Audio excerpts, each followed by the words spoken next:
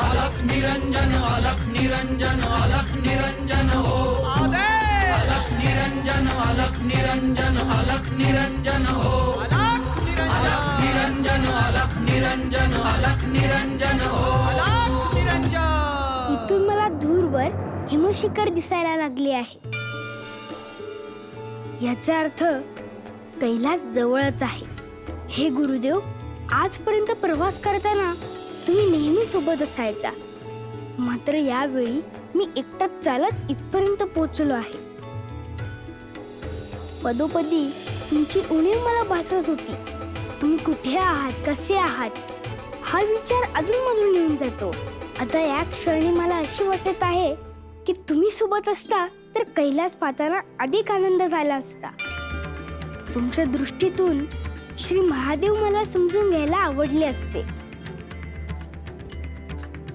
तुम्ही जे मला श्री महादेवांविषयी सांगितले आहे ते मला आठवते आहे। श्री महादेव लय तत्वाचे स्वामी आहेत। सृष्टीत जिथे संतुलन ढळते तिथे श्री महादेव संहार करून संतुलन पूर्ववत करतात।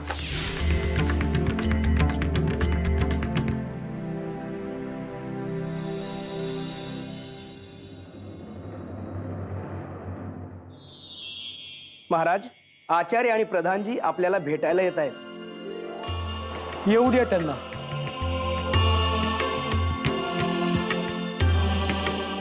आचार्य येत आहेत, का भेटायचं असेल त्यांना? सोमयागात जे घडले त्यानंतर ते प्रसन्न आहेत। त्यांना त्याविषयीच काही सांगायचं असेल। नामकरण विधी होणार आहे, त्या अनुषंगानेही त्यांना विचारूयात। आचार्यांना सर्व काही ज्ञात आहे। यज्ञात जे काही घडले त्याचे सर्वांनाच कुतूहल आहे।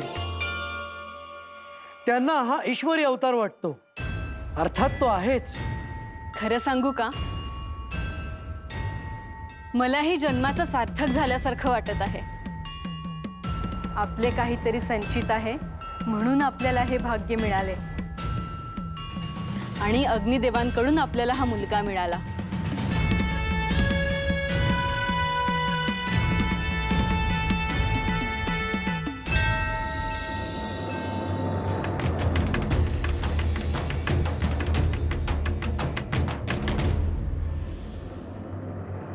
आजपर्यंत सत्याने धर्माने जे वागलो ते परमेश्वरापर्यंत पोहोचले।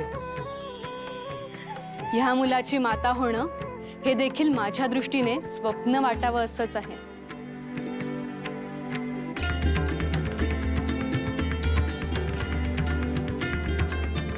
नमस्कार महाराज।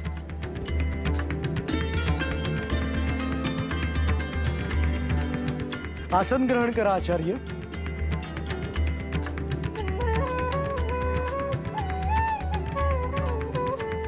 आचार्य, काय आज्ञा आहे आमच्यासाठी?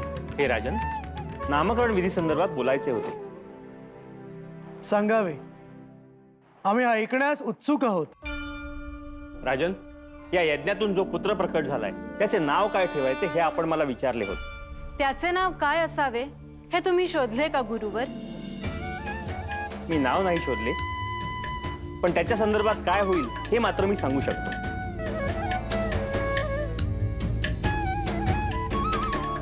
आचार्य, जे काही आहे ते आपण स्पष्ट सांगावे।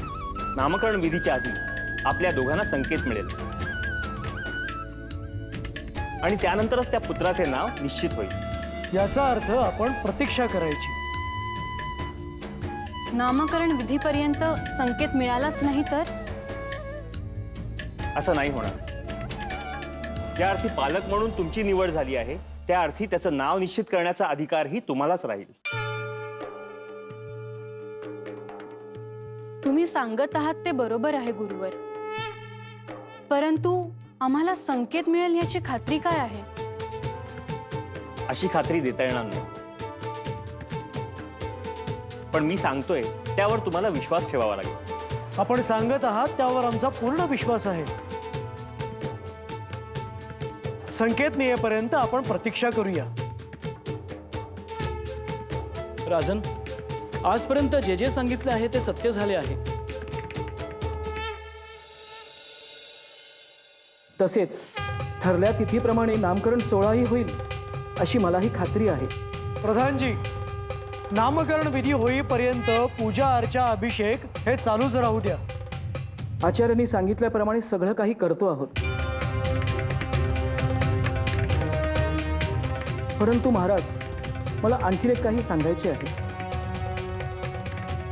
सोमयागामध्ये जे काही घडले त्याची चर्चा राज्यात आणि राज्याबाहेर सुरू आहे. अनेकांना असा दिव्यपुत्र पाहण्याची खूप इच्छा आहे. नामकरण विधी झाला की आपण आणि देवी दोघांनी या दिव्यपुत्राला घेऊन प्रजेत जावे. प्रधानजी, प्रजेची उत्सुकता मी समजू शकतो. तुम्ही सांगताय तसंच होईल.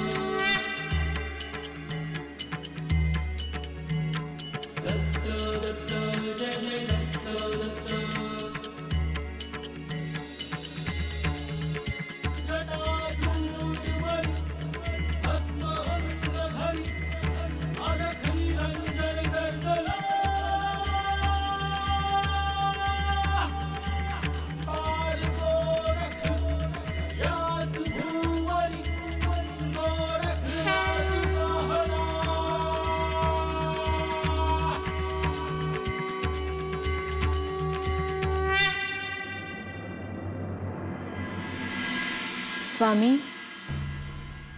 मनात एक शंका आहे. कसली शंका? उद्या आपल्या राज्यात आपल्या दिव्य पुत्राचा नामकरण सोहळा आहे, परंतु अजूनही संकेत मिळाला नाहीये. होय, जे तुझ्या मनात आले तोच विचार माझ्याही मनात येऊन गेला. स्वामी, आचार्यांनी सांगितलं आहे की अशा दिव्य शक्तीला काय नाव द्यायचे ते आपणही ठरवू शकत नाही. सुलोचना, इतके दिवस मला वाटत होते की सारे काही व्यवस्थित पार पडेल, परंतु आता मलाही काळजी वाटते आहे. पण मग आता काय करायचे? हा नामकरण सोहळा तर निश्चितच होईल. एवढा मोठा घाट घातला आहे, तो थांबवता येणार नाही. अन्यथा राज्यात चर्चा होईल. हे श्री महादेवा, या दिव्य पुत्राच्या नामाचे जे काही संकेत आहेत ते तू आम्हास दे, हीच तुझ्याकडे प्रार्थना. अन्यथा हा नामकरण सोहळा इथेच थांबवावा लागेल, जे निश्चितच योग्य नाही. स्वामी, आपल्याला संकेत हा मिळायलाच हवा, पण कसा मिळेल?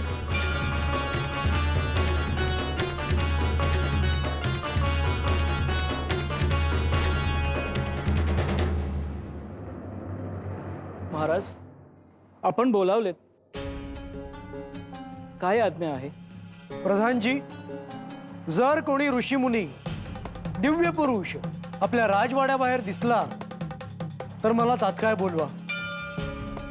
प्रधानजी, नामकरण सोहळ्यापूर्वीच आपल्याला संकेत मिळतील असे आचार्यांनी सांगितले होते, आणि तो कधीही कोणाकडूनही मिळू शकतो. जशी आपली आज्ञा.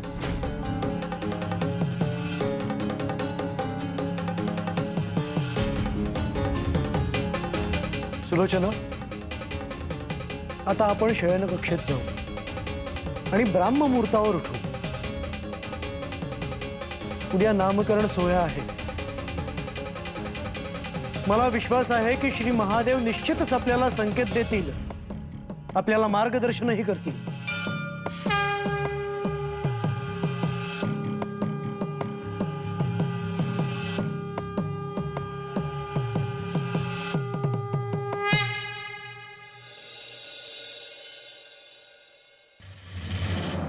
हे राजा बृहद्रव आणि देवी सुलोचना, तुमच्या पूर्वसंचितामुळेच तुम्हाला सोमयागातून दिव्य पुत्राची प्राप्ती झाली आहे। एका मोठ्या कार्याचा भाग तुम्हाला होता आले आहे।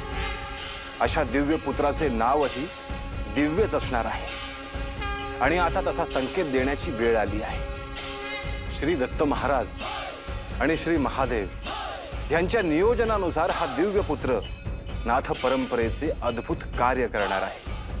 ह्याचा जन्म सृष्टीच्या अखंड कल्याणासाठी झाला आहे।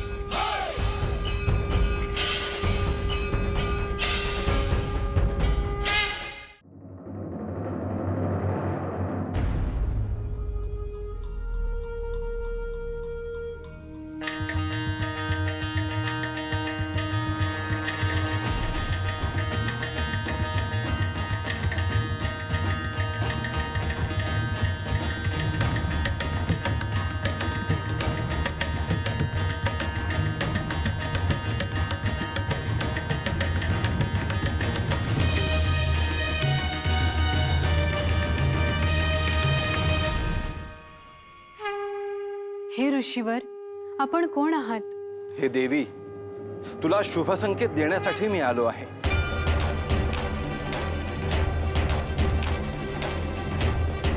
हे ऋषीवर, या सोमयागातून जो पुत्र प्रकट झाला त्याविषयीच आपण बोलत आहात ना?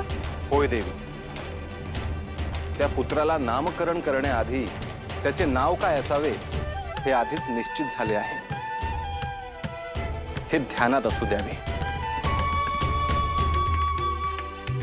आमच्यासाठी काय आज्ञा आहे?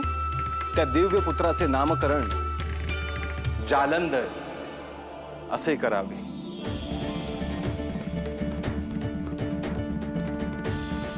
खूप वेगळं आणि सुंदर नाव आहे। ह्या नावामागे खूप अर्थ दडलेला आहे। त्याचा प्रत्यय योग्य वेळी सगळ्यांना येईल। हे ऋषीवर, या दिव्य पुत्रामुळे आमचे आयुष्य राज्य उजळून जावे हीच इच्छा आहे। त्या मुलाच्या आयुष्यात जे लिहिलेले आहे त्याची तुम्हाला कल्पना नाही। त्या दिव्य आत्म्याने तुमच्या इथे प्रकट होण्याचे ठरवले, हेच तुमचे महद्भाग्य। जालंधरच्या भविष्यात काय लिहिले आहे ह्याची जितकी उत्सुकता मला आहे तितकीच सगळ्यांनाही आहे। या नामकरणाच्या संपूर्ण कार्याला माझा आशीर्वाद आहे।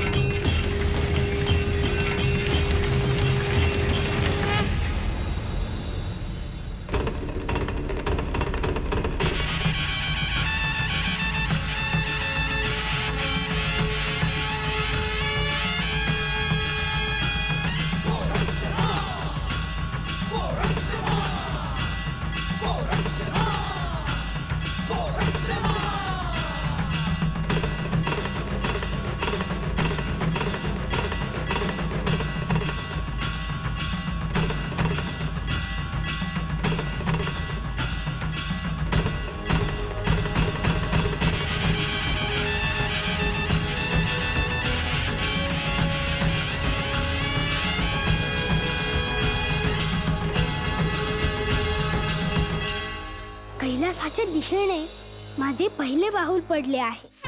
इथली भूमी, हे वातावरण किती अद्भुत आहे। इथल्या कणाकणातून शिवहोम शिवहोम असा नाद ऐकू येत आहे. चैतन्याचे वारे जणू इथेच वाहत आहेत. हे प्रभू, तुमच्या कृपेने मी इथपर्यंत पोहोचलो आहे. माझा प्रवास यशस्वी होताना दिसतो आहे. हे श्री महादेवा, मी पोहोचलो आहे. अलख निरंजन अलख निरंजन अलख निरंजन हो अलख निरंजन.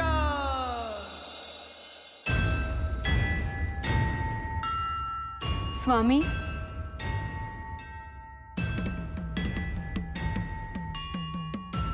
मला आपल्याला एक महत्वाची गोष्ट सांगायची आहे. काय झालं? स्वामी, मला स्वप्नदृष्टांत झाला. काय सांगतेस? होय स्वामी, माझ्या स्वप्नात एक दिव्य पुरुष आले होते. त्यांनी भगवे वस्त्र नेसले होते, हातात त्रिशूळ होता आणि खांद्यावर झोळी होती. काय म्हणाले ते ऋषीवर? ते दिव्य ऋषीवर म्हणाले, तुम्हाला सोमयागातून ज्या पुत्राची प्राप्ती झाली आहे त्याचे नाव जालंधर ठेवा. ही तर खरंच शुभवार्ता आहे. म्हणजे आचार्यांनी सांगितल्याप्रमाणे आपल्याला शुभ संकेत मिळाला. होय स्वामी, माझीही काळजी मिटली. म्हणजे सुलोचना, श्री महादेवांनी आपली प्रार्थना ऐकली. आता नामकरण सोहळा साजरा होणार. मला खूप आनंद झाला आहे. मी आत्ताच प्रधानजींना सांगून तोंड गोड करायला सांगतो सगळ्यांचं. होय स्वामी, फक्त हा सगळा सोहळा निर्विघ्नपणे पार पडावा हीच महादेवांच्या चरणी प्रार्थना.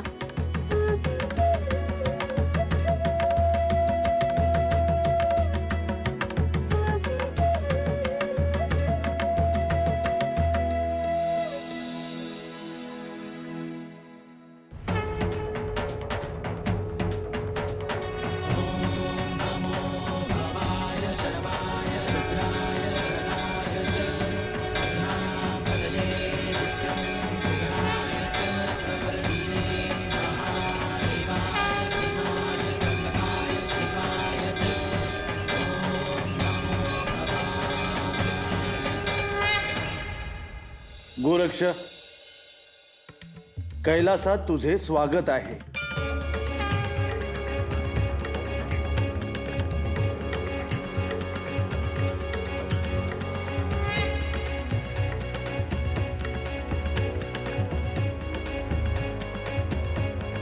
साऱ्या विश्वाचा प्रतिपालक तू, दुःखाचा संहारक तू,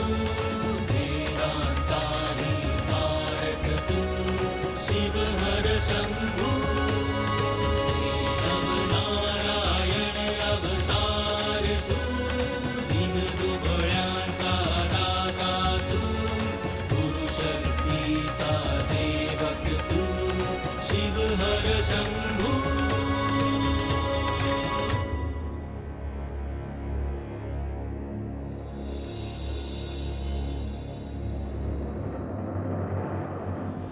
तुला खूप श्रम झाले आहेत ह्याची मला कल्पना आहे. परंतु यात्रा हा साधनेचाच एक भाग आहे गोरक्ष. हे प्रभू, कैलासाचे तुमचे जे वर्णन मी माझ्या गुरूंकडून ऐकले होते हे तसेच आहे.